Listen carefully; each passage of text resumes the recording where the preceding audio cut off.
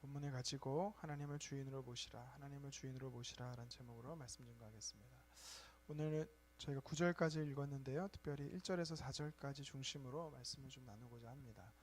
오늘의 본문은 크게 연보에 관한 것과 또 바울의 앞으로의 여정에 대해서 다루고 있는데, 연보에 대해서 한번 살펴보겠습니다. 지난 한 주간 고린도전서 15장을 통해서 우리가 부활장이라고 말하는 이 성도의 부활, 하늘 소망에 대해서 계속해서 이야기를 나눴습니다. 반드시 사람은 육체의 죽음의 때가 있고 그 이후에는 하나님이 예비하신 부활이 있다라는 것을 우리는 믿어야 되는 줄 믿습니다. 영적인 이야기를 하다가 이제 16장으로 넘어오면서 갑자기 바울이요, 돈에 관련된 이 연보에 대해서 이야기를 하고 있습니다. 15장의 영적인 것, 하늘 소망, 천상적인 부분에 대해서 이야기를 하다가 열변을 토하다 갑자기 2절의 말씀에 보면 고린도로 갈 테니 돈을 좀 마련해 두라. 뭔가 바울이 본심이 좀 드러나는 것 같은 느낌을 우리가 받을 수가 있죠.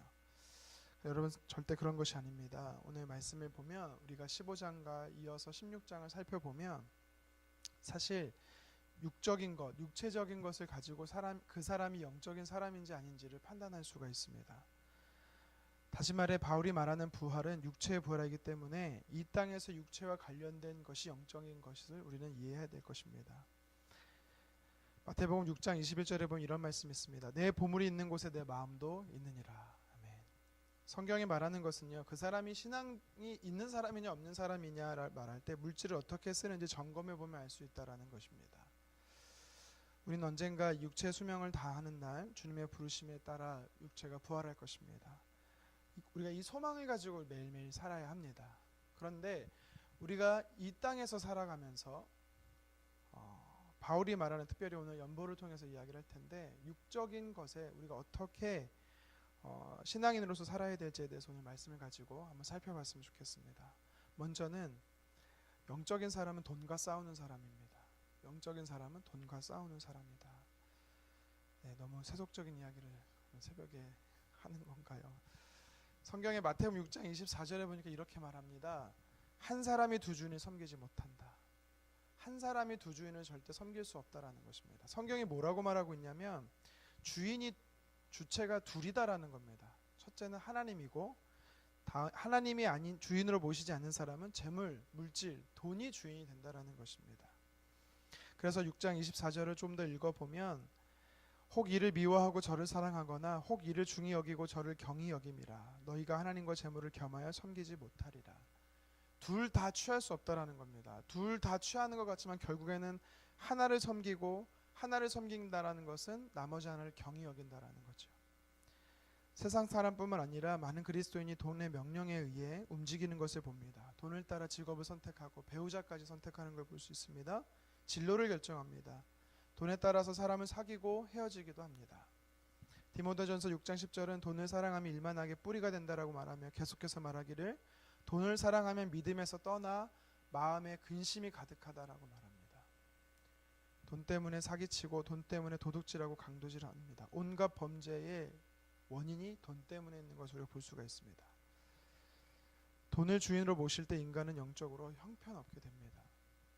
마태복음 19장에 보면 한 청년이 예수님께 나와 묻습니다. 예수님, 제가 어떻게 하면 영원한 생명, 영생을 얻을 수 있습니까? 예수님이 뭐라고 말씀하십니까? 부모를 공경하고 내 이웃을 내 몸과 같이 사랑해라. 이 청년이 말합니다.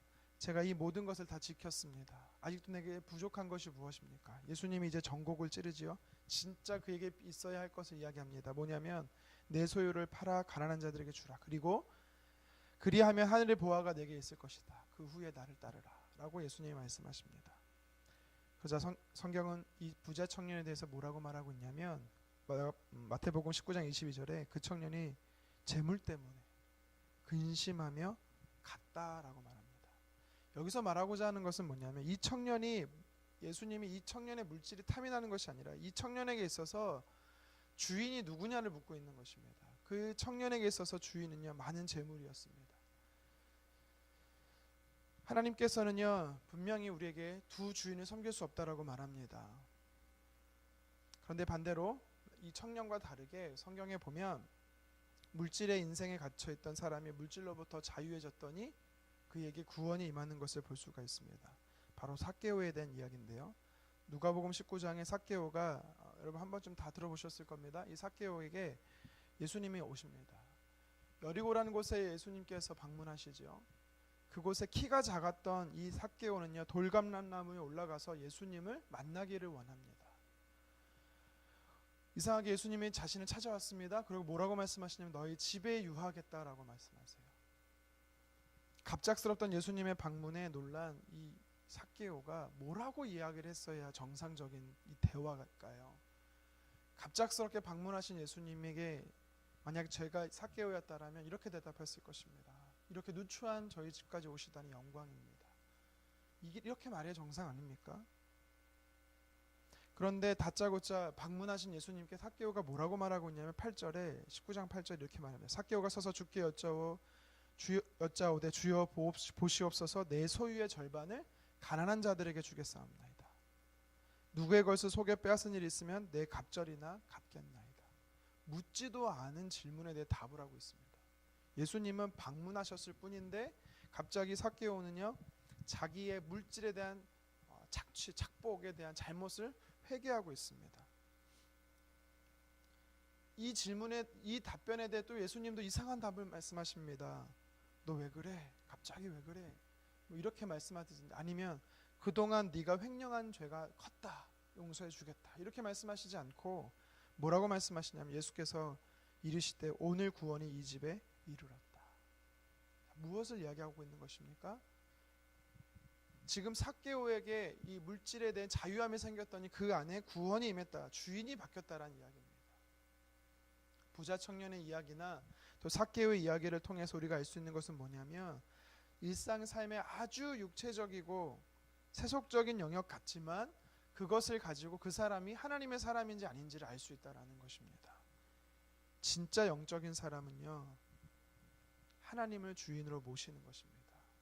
일상의 삶에서 하나님을 주인으로 모시는 것입니다. 오늘 이 연보에 대한 이야기를 하면서 제가 제일 먼저 꺼낸 것이 이것입니다. 물질이 주인인지 하나님이 우리의 삶의 주인인지 우리가 하나님을 우리 삶의 주인으로 모셔야 된다는 것이죠.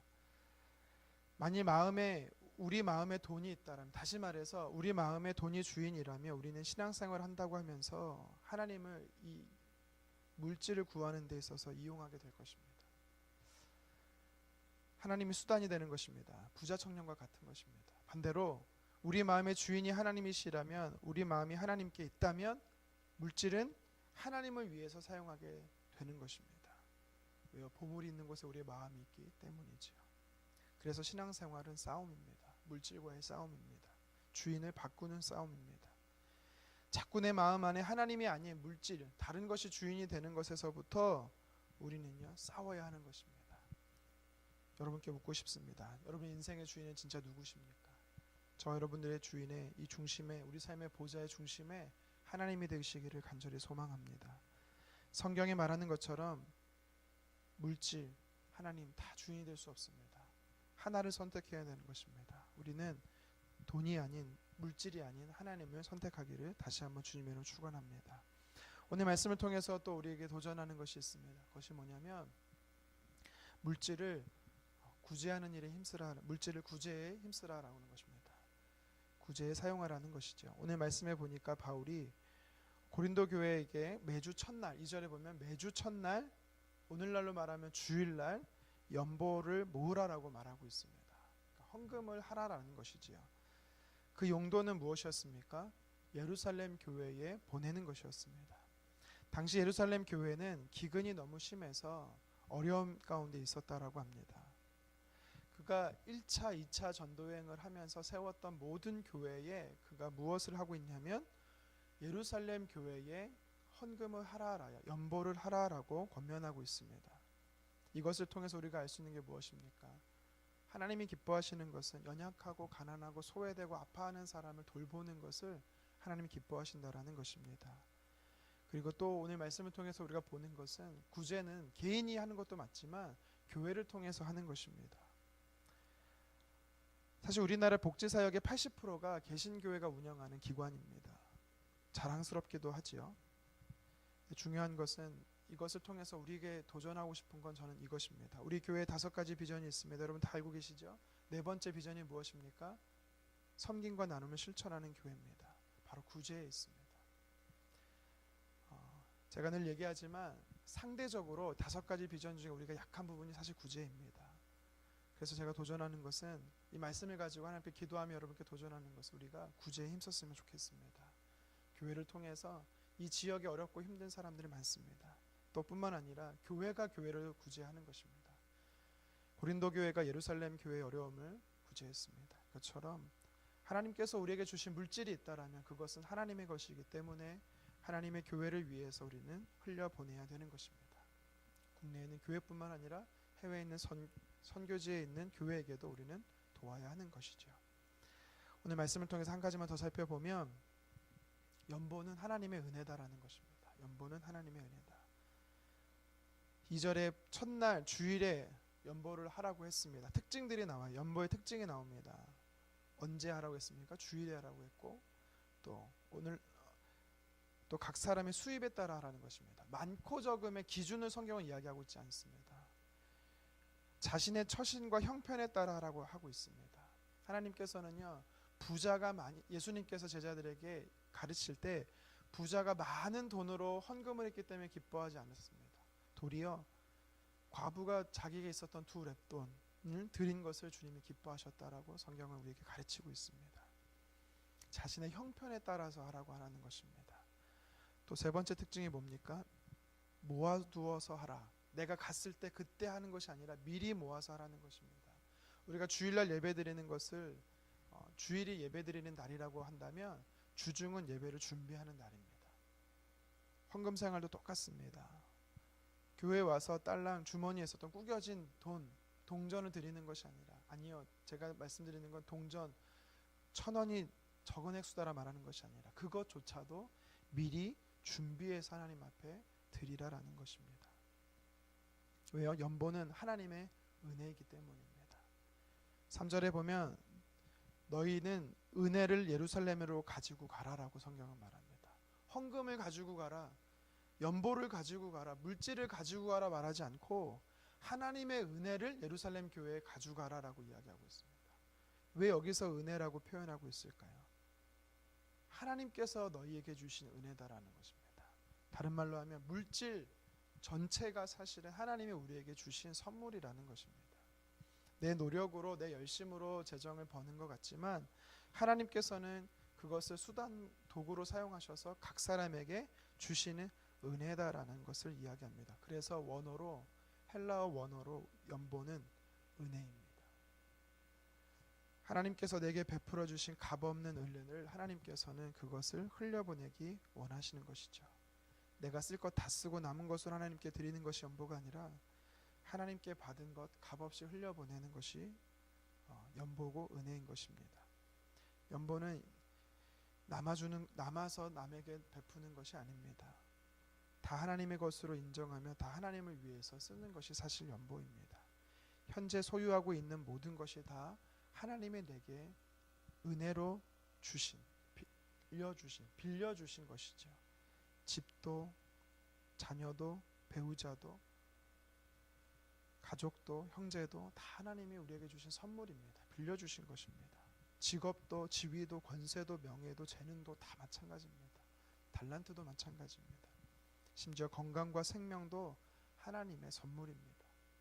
이 모든 것이 다 하나님을 위해서 사용되기를 간절히 원합니다. 말씀을 정리합니다.